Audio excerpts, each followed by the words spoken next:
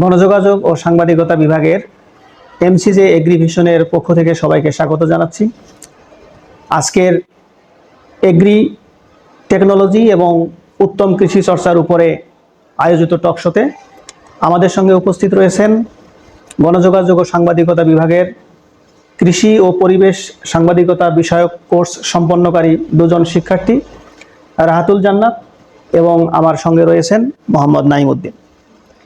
আমরা গত সেমিস্টারে যে কোর্সটি সম্পন্ন করেছি এগ্রিকালচার অ্যান্ড এনভায়রনমেন্ট জার্নালিজম অর্থাৎ কৃষি এবং পরিবেশ সাংবাদিকতা, এই সাংবাদিকতার একটি গুরুত্বপূর্ণ সেক্টরে আমরা উত্তম কৃষি চর্চা নিয়ে আলোচনা করেছি। উত্তম কৃষি চর্চার নানাবিধ বিষয় নিয়ে আমরা সেখানে উল্লেখ করার চেষ্টা করেছি এবং আমাদের শিক্ষার্থীরা জ্ঞান অর্জন করার চেষ্টা করেছে। তো আজকে আমরা প্রথমেই রাহাতুল জান্নাতের কাছে জানতে চাইব যে উত্তম কৃষি চর্চায় আসলে কোন কোন বিষয়গুলো অন্তর্ভুক্ত। ধন্যবাদ স্যারকে।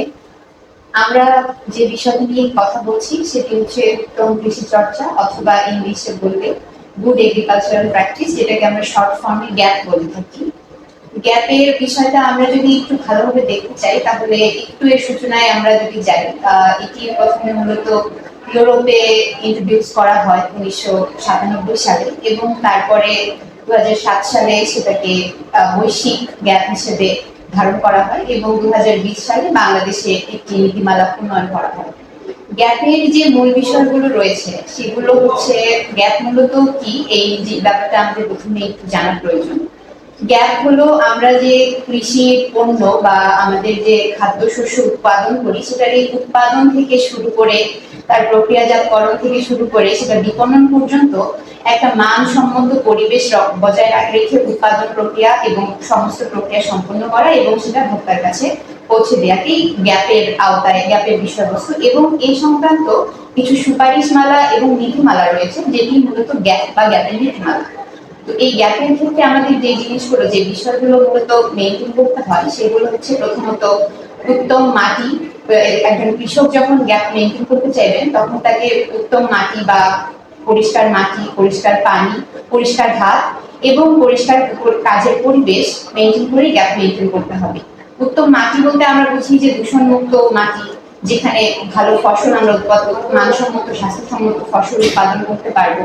উত্তম পানি বলতে আমরা বুঝি যে যেই পানি সেচের কাজে ব্যবহার হবে কিংবা ফসল প্রক্রিয়াজাতকরণের পরে ধোয়ার কাজে ব্যবহার হবে সেগুলো বিশুদ্ধ পানি আমরা ব্যবহার করবো, কোনো দূষণমুক্ত, কীটনাশক মুক্ত, আবর্জনা মুক্ত পানি যেন না হয়। এবং উত্তম হাতের কাজ বলতে আমরা বুঝি যে যেই হাত দিয়ে আমরা প্রক্রিয়াজাতকরণ করব সেটি যেন সবসময় পরিষ্কার থাকে এবং জীবাণুমুক্ত থাকে সে ব্যবস্থা। এবং সেই সাথে যারা ক্রেতা আছেন তারা যখন এই খাদ্য শস্য ক্রয় করতে যাবেন তাদেরও স্বাস্থ্য সচেতন বা তাদেরও হাইজিন এর ব্যাপারটা নিশ্চিত করতে হবে। এবং সেই সাথে পরিবেশ, প্যাকেটজাতকরণ, উৎপাদন সমস্ত মিলে যে একটা বলয়, পরিবেশের বলয়, এই পরিবেশটাকে একদম স্বাস্থ্যসম্মত ভাবে সুনিশ্চিত ভাবে নিশ্চিত করতে হবে। ধন্যবাদ রাহাতুল জান্নাতকে। আমাদের কৃষির উত্তম কৃষি চর্চায় আমরা যে বিষয়গুলো চর্চা করতে চাই মোটামুটি সবগুলোই রাহাতুল জান্নাত আমাদের সামনে উপস্থাপন করার চেষ্টা করেছেন। আমরা জেনেছি যে কৃষির ক্ষেত্রে আমরা একটি স্বাস্থ্য ঝুঁকিহীন কৃষি চাই এবং আমরা কৃষির যে প্রোডাকশন, এই উৎপাদনশীলতাকে দীর্ঘমেয়াদে ধরে রাখতে চাই। সেই জন্য কৃষির উৎপাদনশীলতাকে টেকসই করার জন্য যে প্রক্রিয়া, আমরা কিন্তু সেটাকেই উত্তম কৃষি চর্চা বলছি। তো আমি এখন জনাব নাইমউদ্দিনের কাছে যাব যে আমরা যখন উত্তম কৃষি চর্চা করতে চাই এবং এটা যে কেন প্রয়োজন, স্বাস্থ্য ঝুঁকি কতটুকু রয়েছে, সেই জায়গাটুকু যদি নাইমউদ্দিন আমাদের সামনে কিছুটা উপস্থাপন করতে পারে। ধন্যবাদ। আমরা উত্তম কৃষি চর্চা বা উত্তম অনুশীলনের কেন প্রয়োজন সেই জায়গাটা আমাদের জানা জরুরি। আমরা যদি একটু পরিসংখ্যানের দিকে যাই আমরা দেখে থাকবো যে আমাদের বাংলাদেশে 70% মানুষ বা 70% মানুষ আমাদের দেশে কৃষির সাথে সংশ্লিষ্ট। তো আমাদের দেশও কৃষি প্রধান দেশ।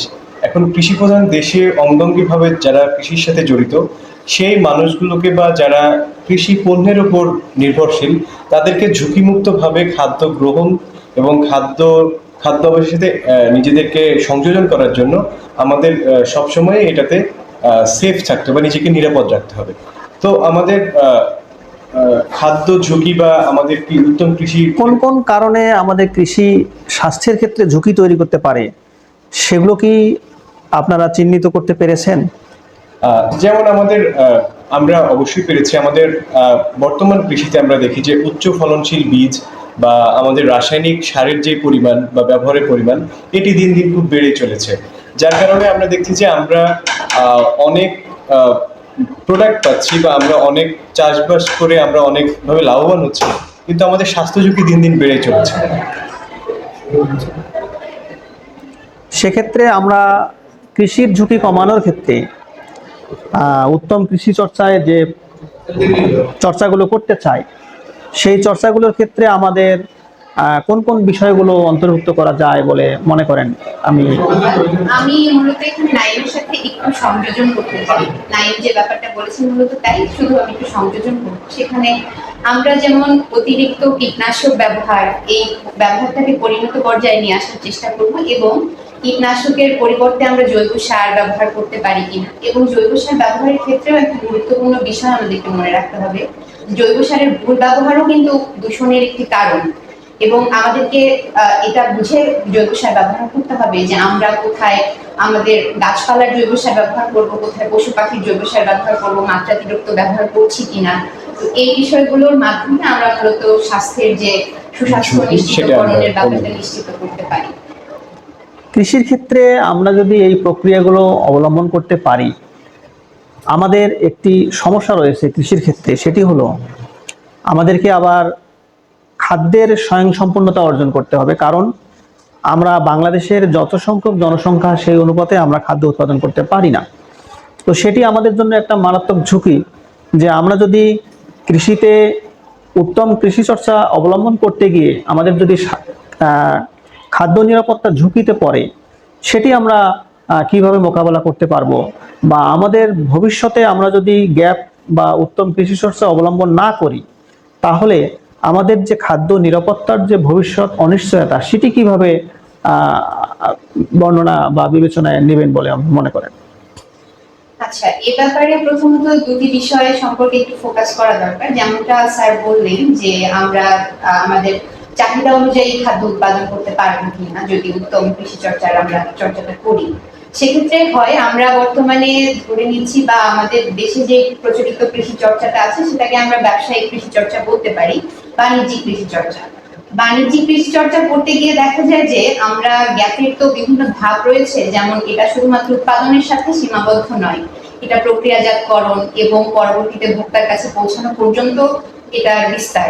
সেক্ষেত্রে হয় কি, যখন আমরা বাণিজ্যিক কৃষিতে থাকি তখন দেখা যায় যে 50% ফসল এমনিতেই পচনশীল, তারা পচনের দ্বারা ক্ষতিগ্রস্ত হয়ে যাচ্ছে, কিন্তু এটা আবার গ্যাপের মাধ্যমে কমানো সম্ভব। সেক্ষেত্রে আমরা এই যে পচনশীল শস্যটাকে এর মাধ্যমে রিপ্লেস করে আমরা কিন্তু কিছুটা ক্ষতি, কৃষকের ক্ষতি এবং আমাদের খাদ্যের যে ঘাটতিটা হচ্ছে সেটাকে কিন্তু কমায় নিয়ে আসতে পারছি। যেমন আমরা যদি দেখি, যখন আমরা উৎপাদন করি তখন গবেষণা বলছে যে 5 থেকে 6% উৎপাদনকালীন ক্ষতি আমাদের হয়, ফসল নষ্ট হয়ে যায়। এবং আমরা যখন গ্যাপ মেনটেন না করে প্যাকেজিং করি বা সেটাকে রক্ষণাবেক্ষণ করি, যেমন আমরা যদি উত্তম কৃষি চর্চার ব্যাপারে রক্ষণাবেক্ষণের ব্যাপারটা দেখি, তাহলে আমাদের ফসল নামানোর পরে আমাদের সেটা করতে হয় কি, প্লাস্টিকের যে ক্রেট আছে সেই ক্রেটে আমরা সেটাকে সংরক্ষণ করি। সেটা না করে আমরা বাণিজ্যিক কৃষির ক্ষেত্রে বেশিরভাগ সময় করে থাকি যে এটাকে বস্তার মধ্যে সংরক্ষণ করি, যার ফলে বস্তা একটা পচনশীল উপাদান এবং এর ফলে আমরা ঠিকভাবে রক্ষণাবেক্ষণ করতে পারি না। সেখানে ফসল 20 থেকে 30% মতো ফসল আমাদের পচে যায়। তো এই যে আমাদের ক্ষতিটা হচ্ছে, এটা কিন্তু গ্যাপ মেনটেনের মাধ্যমে কমানো সম্ভব। এছাড়া ম্যাপের মাধ্যমে আমরা যে প্যাকেজিংটা করি, সেই প্যাকেজিং এর মাধ্যমে ভিতরে অক্সিজেন এবং কার্বন ডাই অক্সাইডের মাধ্যমে আমাদের যে ভিতরের আর্দ্রতাটা ধরে রাখা হয়, সেই প্যাকেজিং এর মাধ্যমে আমাদের ফসলটাকে দীর্ঘস্থায়ী করা যায়। কিন্তু সেটা আমরা যদি বাণিজ্যিক কৃষিতে করি তাহলে নর্মাল প্যাকেজিং এর তুলনায় এটা বেটার, সেজন্য আমাদের এই পচনশীলতাটা কমে যাচ্ছে। তো আমার মনে হয় যে এই যে 50% খাদ্যদ্রব্য পচেই যাচ্ছে, এটাকে আমরা যদি গ্যাপের মাধ্যমে আমাদের মূলধারায় নিয়ে আসতে পারি, যে ভোক্তা পর্যন্ত পৌঁছাতে পারি, তাহলে আমাদের ওই চিন্তাটা কিছুটা কমে যায় যে আমরা আসলে খাদ্য নিশ্চিত করতে পারবো কিনা। হ্যাঁ, এটা ঠিক যে আসলে খাদ্য সংরক্ষণ একটি গুরুত্বপূর্ণ দায়িত্ব আমাদের কৃষির ক্ষেত্রে, কারণ আমরা জানি যখন আলুর উৎপাদন হয় তখন আমাদের চাষিরা আলু ফেলে দেয়, যখন মূলা অতিরিক্ত উৎপাদন হয় তখন আমাদের চাষিরা মূলা ফেলে দেয়, এবং অনেক উৎপাদিত ফসল আমরা নষ্ট করে ফেলি শুধুমাত্র যে উৎপাদন মৌসুম তখন দাম কম থাকার কারণে। কিন্তু যদি আমরা এটাকে সংরক্ষণ করতে পারি উত্তম কৃষি চর্চার মাধ্যমে, আমরা যেমন এই ফসলটি যখন উৎপাদন হয় না সেরকম পরিস্থিতিতে আমরা এটাকে ভোক্তাদের সামনে উপস্থাপন করতে পারি, তাদেরকে তাদের চাহিদা মতো এটাকে আমরা দিতে পারি। পাশাপাশি আমাদের যে ক্ষতিটুকু হয় এটাকে নষ্ট করার মাধ্যমে সেই ক্ষতিটুকু আমরা পুষিয়ে নিতে পারি। এই বিষয়ে নাইম মনে হয় কিছু বলতে চাচ্ছেন। এই বিষয়ে আমার যেটা মনে হয় যে উত্তম কৃষি চর্চার ক্ষেত্রে আমি একটা পরিসংখ্যান সমীক্ষা দেখছিলাম, সেখানে তারা হচ্ছে 500 জনকে উত্তম কৃষি চর্চার একটা প্রজেক্ট করেছিল। সেই প্রজেক্টের মাধ্যমে তারা 500 জনকে কয়েকটা দলে ভাগ করেছিল, 25 জন 50 জনের দলে ভাগ করে ওইখান থেকে মডেল কৃষক তারা বের করেছিল যে 25 জন প্রথমে উত্তম কৃষি চর্চার যে প্রশিক্ষণ সেটা গ্রহণ করবে, এবং তারা তাদের যে সোসাইটি আছে বা তাদের যে ফার্মিং প্রসেস আছে জেনারেল মানে সাধারণভাবে, তারা তখন ওই মডেল কৃষকগুলো তাদের অঞ্চলে যেয়ে সেই ফার্মিংটা তাদের সাথে শেয়ার করবে। তো এই যে আমাদের যে ভবিষ্যৎ অনিশ্চয়তা খাদ্য নিরাপত্তার ক্ষেত্রে বা খাদ্য নিরাপদ রাখার ক্ষেত্রে, আমরা যদি গ্যাপ পলিসিটাকে বা আমাদের যেই খাদ্য আমাদের যে উত্তম কৃষি চর্চা আছে এটাকে যদি আমরা মডেল ফার্মারের মাধ্যমে আমরা যদি আরো পরিসরে সরবরাহ করতে পারি, তাহলে আমার মনে হয় যে আমাদের ভবিষ্যৎ একদম প্যাকেট খাদ্য বীজ বপন থেকে শুরু করে আমাদের কৃষি পণ্য, আমাদের চর্চা, তারপরে হচ্ছে পানি সেচ, সবকিছুই আসলে আমাদের একটা ভালো প্যাকেজিং, সংরক্ষণ, সবগুলোই আমরা মোটামুটি আমরা সেগুলো নিশ্চিত করব। ভালো পদ্ধতিতে নিশ্চিত করা যেতে পারে। তো আপনি সম্প্রতি একটি রিপোর্ট করেছেন কৃষির উপরে, সেই সম্পর্কে কিছু বলতে চান? আমরা আমাদের কৃষি রিপোর্টটা ছিল যে বাজারে নতুন শীতকালীন সবজি আসছে, এবং শীতকালীন সবজি আসার ফলে আমরা যখন বাজারে গিয়েছি আমরা দেখছি যে বাজারে অন্যান্য সময়ের তুলনায় অনেক কৃষি পণ্য বা যে শীতকালীন সবজি এসেছে, কিন্তু শীতকালীন সবজি আসার পরও বাজারে যে আগুন, এখনো যে বাজারে মানুষজন বাজার করতে পারছে না, বা তাদের যে সবজির যে পর্যাপ্ততা প্রয়োজন সেটা তারা তাদের যে চাহিদা আছে সেই চাহিদা মেটাতে পারছে না অতিরিক্ত দামের কারণে। তো আমরা দেখতে পাচ্ছি যে সিজনে পর্যাপ্ত পরিমাণ সবজি আছে কিন্তু অতিরিক্ত দামের কারণে সেটা তারা কিনতে পারছে না। এই বিষয়ে আমরা যখন স্থানীয় কয়েকজন ক্রেতার সাথে কথা বলি তখন তারা বলে যে রাষ্ট্রীয় কিছু কারণে এটা হতে পারে, এবং তারা সিন্ডিকেটের কথা বলেছে যে বাজারে সবজি উচ্চ মূল্যের ক্ষেত্রে, দামের উচ্চ মূল্যের ক্ষেত্রে বিভিন্ন সিন্ডিকেট কাজ করে। যদি সিন্ডিকেটগুলো ভেঙে দেওয়া যায় তাহলে হয়তো কৃষকরা খুব সহজেই বা যারা ক্রেতা আছে তারা দামগুলো অল্প দামে কিনতে। আর একটা বিষয় আমি ব্যক্তিগতভাবে লক্ষ্য করেছি যে বাজার যে অনিয়ন্ত্রিত থাকে এটার পেছনে আসলে ভোক্তাদেরও ভূমিকা রয়েছে। কারণ আমরা যে পরিস্থিতিতে বর্তমানে বাস করতেছি, মানুষের আয়ের এতটাই সংকোচন হয়েছে, কিন্তু বাজারে যখন আমরা পর্যবেক্ষণ করতে যাই তখন কিন্তু সেটি মনে হয় না আমাদের কাছে। অর্থাৎ বাজারে যে এত দামি দামি সবজি, এত দামি দামি পণ্য পাওয়া যায়, সেটি কিন্তু বিক্রয়ের ক্ষেত্রে কোনো ঘাটতি আমাদের চোখে অ্যাটলিস্ট পড়ে না।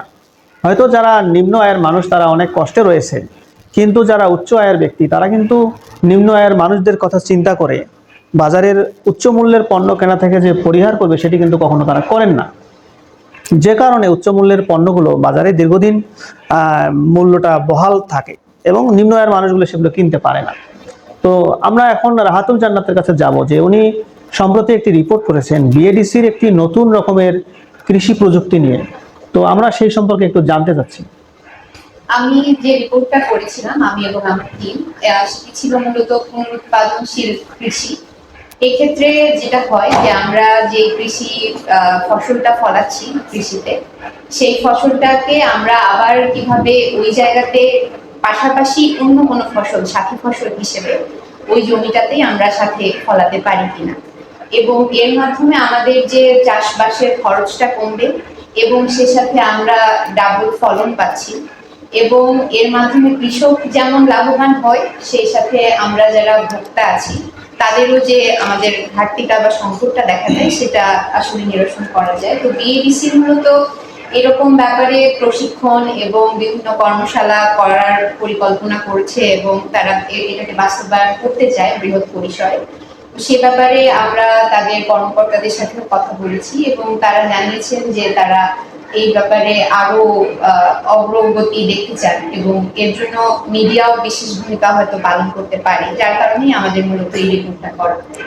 ধন্যবাদ। বিষয়টির সঙ্গে আমিও কিছুটা পরিচিত ছিলাম যে আসলে একটি ফসলের সঙ্গে যদি অন্য সাথী ফসল করা যায় তাহলে এক ফসলের উৎপাদনের ব্যয়ের সঙ্গে অন্য একটি ফসল কিন্তু উঠে চলে আসে। কারণ আমরা জানি যে প্রত্যেকটি ফসল যখন আলাদা আলাদা করে চাষ করা হয় তখন রাসায়নিক সার থেকে শুরু করে নানাবিধ ব্যয়গুলো হয়ে যায় এবং আলাদা আলাদা ফসল করলে তখন আলাদা আলাদাভাবে ব্যয়যুক্ত হয়। কিন্তু একই ফসলে যদি আমরা সাথী ফসল হিসাবে এক ফসলের অভ্যন্তরে আর এক ফসল করতে পারি এবং যখন একটি ফসল আকারে ছোট থাকে, যেমন যখন আখের ফসল হয়, আখের ফলনটা হয় যখন আখ প্রথম আমরা রোপণ করি তখন কিন্তু আখ বড় হতে অনেক সময় লেগে যায়। তো এর মধ্যে দেখা যায় 2 মাসে আরেকটি ফসল আমরা উঠে নিতে পারি বা 3 মাসে আরেকটি ফসল উঠায় নিতে পারি। তো এরকম পরিকল্পনা মাফিক যদি আমরা সাথী ফসল উৎপাদন করতে পারি তাহলে আমার মনে হয় আমাদের যে চাহিদা সে চাহিদা অনুযায়ী হবে, কৃষকও লাভবান হবে। তো আমরা আজকে আর বেশি কথা বলতে চাই না। আমাদের যে উত্তম কৃষি চর্চা এটি বাংলাদেশের সকল কৃষক পরিবার এটিকে অনুসরণ করুক এবং এর মধ্য দিয়ে বাংলাদেশ একটি স্বয়ংসম্পূর্ণ খাদ্যে স্বয়ংসম্পূর্ণ বাংলাদেশ হিসাবে তার নিজের অবস্থান অটুট রাখুক, সেই কামনা রেখে আমরা আজকের এই আলোচনাটি এখানেই সমাপ্ত ঘোষণা করছি। ধন্যবাদ।